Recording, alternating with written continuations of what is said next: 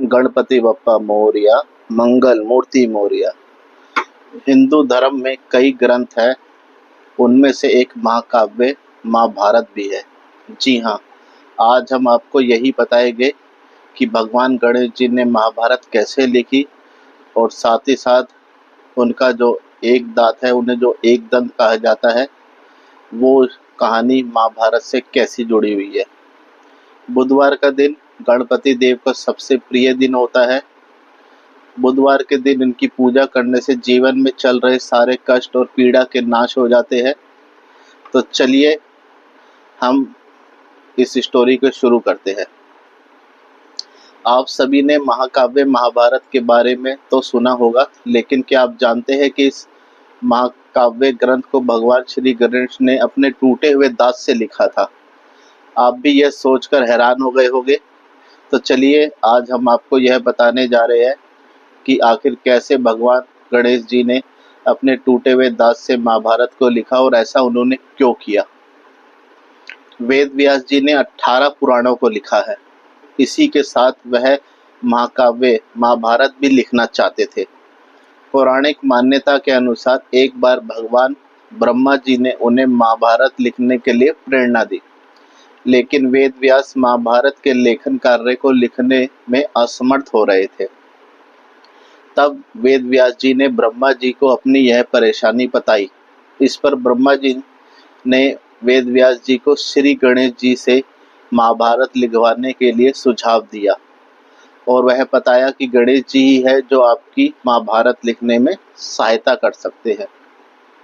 ब्रह्मा जी के कहने पर वेद व्यास जी भगवान गणेश जी के पास गए और उनसे विनती करी कि महाभारत लिखने में उनसे मदद करें। इस बात पर गणेश जी ने एक शर्त रखते हुए कहा, यदि लेखन कार्य है यदि शुरू हुआ तो वेद व्यास जी महाभारत के बारे में बताते हुए बिल्कुल भी नहीं रुकेंगे। यदि वेद व्यास जी महाभारत को लिखवाते वक्त एक बार भी बीच में रुक गए तो मैं बल्कि गणेश जी वहीं पर लेखन कार्य को विराम दे देंगे, बल्कि वहीं रुक जाएंगे। इसी शर्त के बदले वेद व्यास जी ने भी गणेश जी के सामने एक शर्त रखी कि जब वो महाभारत के लेखन कार्य के लिए श्लोक बोलेंगे तो गणेश जी के कलम भी बीच में कभी नहीं रुकेंगे।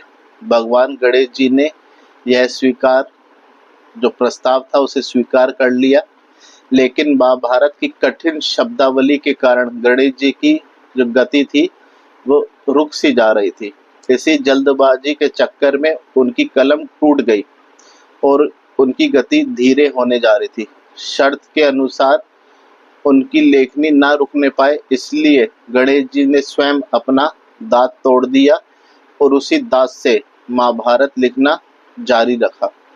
इस प्रकार गणेश जी ने महाभारत लिखी और इस कारण उनकी प्रतिमा छवि में उनको अक्सर एक दांत में महाभारत लिखते हुए दिखाया गया है। और साथ ही साथ हमारे पास जानकारी है, कहा जाता है कि इस महाभारत को लिखने में लगभग पूरे 3 साल का समय लगा था, बल्कि 3 साल लगातार बिना रुके वेद व्यास जी बोलते गए महाभारत और गणपति जी उस महाभारत को लिखते रहे।